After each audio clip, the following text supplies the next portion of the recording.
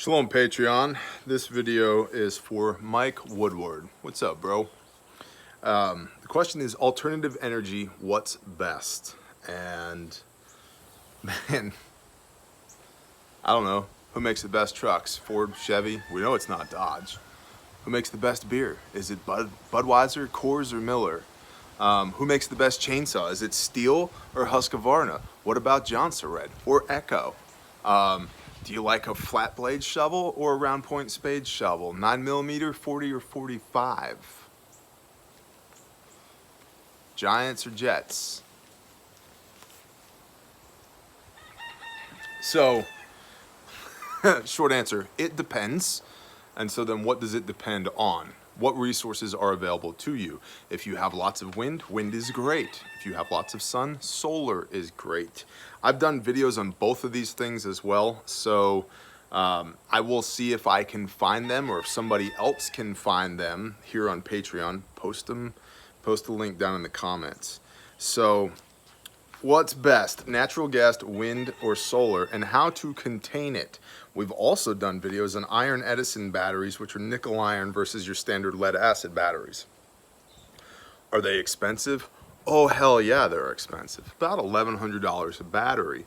But their cycle, the life of that battery is insane compared to lead acid batteries. And so when you factor in the replacement cost of lead acid batteries over the life of the system that they're storing the power of, iron Edison batteries, the nickel iron batteries make so much more sense in the long run. Now they're expensive to get a system up and running, but Mike, I know that you are an electrician, so you should understand that, you know, the buy once, cry once, especially when it comes to electricity. So I would recommend nickel iron batteries from Iron Edison or anybody else. For sure. Now, what are you going to feed those things with? Wind versus solar. Depends on where you're at. Wind, generally speaking, if you have a good wind resource, go to RETScreen, RETScreen. RETScreen is a, I believe they have a no-cost download that you can get. That RETScreen is the same product that the big boys use to monitor and determine wind resources in a given area. And basically what it does is it takes whatever the nearest 3 anemometers, weather vanes, are in your area, and it triangulates your position, then it comes up with a composite wind speed and wind resource for that area. Anything above 5, an average of 5 mph is good. Above 7, you're doing really good. And above 9, you should definitely have a wind turbine. Especially as the product gets better and better.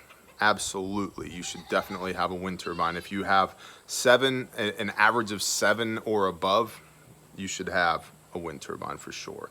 The basis was, I don't know if it has changed, but the basis was 7.7 miles per hour as a minimum average wind speed for utility scale development of a wind resource. Meaning if an area has 7.5-ish miles per hour average wind speed or better, we're putting wind turbines there.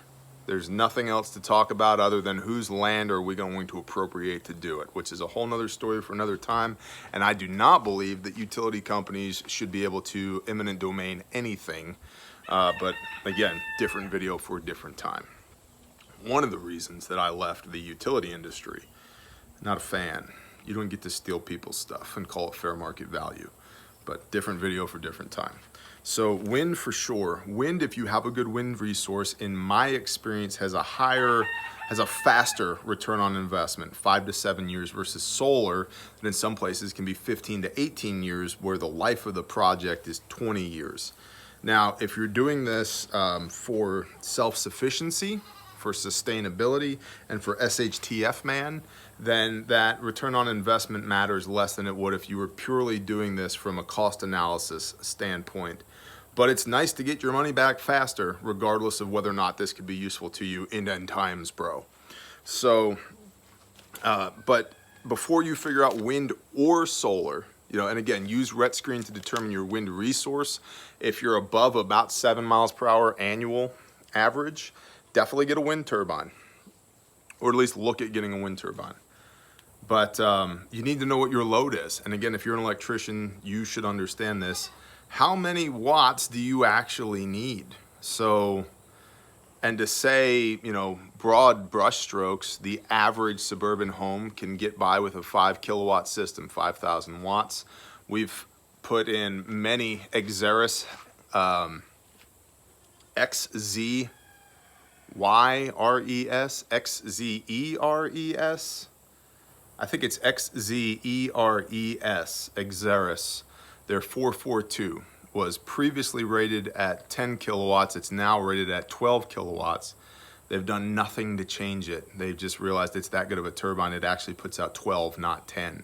We put in many of those for small scale agriculture and light industrial, and it's run the barn and the house and the grain bin, or the shop and the house, or the whatever. They put out a lot of power for what they are.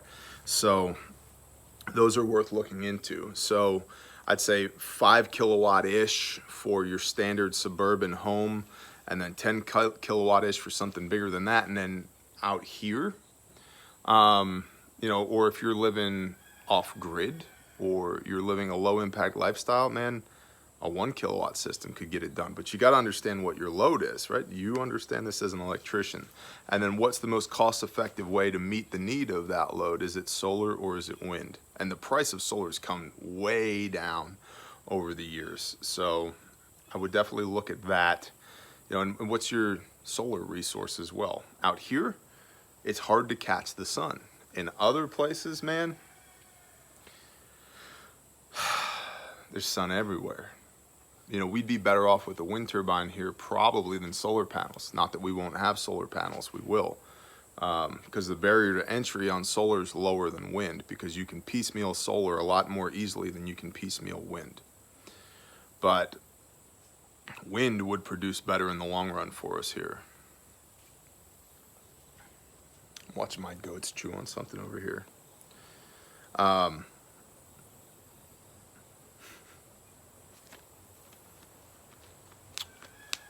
I've been thinking about a wood gasifier, but hear me out on this. A wood gasifier that has a water tank either around it or above it that superheats, that heats some of the water. And then that water, you burn the wood, right? So we'll just take it step by step. You burn the wood. You capture the smoke of that wood. You condense that using like a radiator or a coil system. And then out the other end comes wood gas, which is combustible and you can run in engines and so forth and so on, all the caveats. And then you heat water in a tank above or around the wood stove. Use that hot water for radiant heating that's tied to a circulator pump that's tied to a thermostat so that it circulates that hot water throughout the home for radiant heating in the winter and or washing dishes or taking showers or whatever. We had a system like that in the basement of my house in upstate New York that was awesome. And then, oh, I see my son strolling over there. It's not a Sasquatch, it's Harlan. And then what if you superheated some of that water and you created basically a loop of steam through a turbine back into a condensing coil, back into the water tank. So you're cooling, and you could even use that condensing coil as radiant heat as well. So you're cooling that steam back into, or that water vapor back into water. And as that passes through that turbine, you're producing electricity as well. So this one unit would give you heat, hot water, electricity, and ethanol wood gas, or wood gas. What are you doing? Mom told me to chop down that little tree on the side of Is it a cherry tree? You're chopping down a cherry tree with a hatchet? Are you going to be president? Can you tell a lie? You know that's all make-believe, right? That never happened. Okay, cool. But keep all your fingers and toes attached. Just like George Washington didn't have wooden teeth. Yeah, he didn't have wooden teeth either. They were elephant bone. I don't know. So anyway, yeah, I'll find the videos on wind and solar that I've already posted, and or somebody else, you can put them down in the comments if you find them first. They're from a while ago. You might want to scroll back like a year-ish, but we'll see. So that's kind of my overall thoughts on what's best. Man, that's a tough answer to come up with. And how to contain it, definitely I would look at nickel iron batteries way above the old lead acid batteries. So it's my thoughts on the subject. Shalom, y'all.